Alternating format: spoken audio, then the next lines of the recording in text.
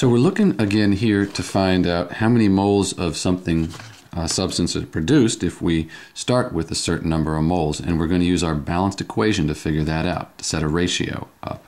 So they ask how many moles of carbon monoxide will be produced when 2.71 moles of carbon are reacted with SiO2. Well, let's write down what we're given first. It looks like we're given 2.71 moles of carbon.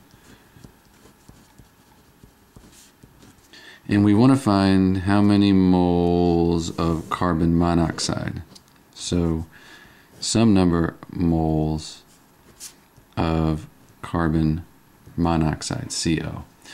All right, well, we can set it up using the balanced equation here, and we know 3 moles of carbon is to 2.71 as 2 moles of carbon monoxide is to, and we don't know that, that's what we're looking for, is X.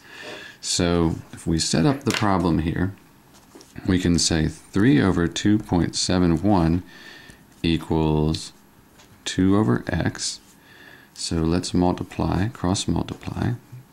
3 times X equals 3X, which equals 2.271, which I should be able to do in my head, but 2 times 2.71 equals 5.42.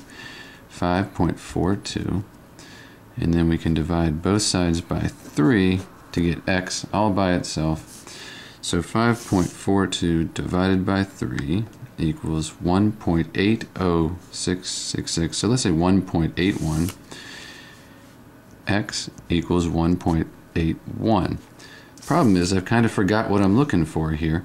So let's go back up to the equation and see that the 2 over the X, so it looks like carbon monoxide was what I was trying to find. And that should be my final answer. Let's check and see if it makes sense.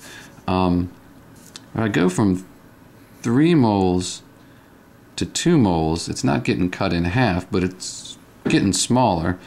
So if I go from 2.71 to the 1.81, that makes sense too. It's getting smaller. It's not getting cut in half, but it is smaller. So I think this answer makes sense.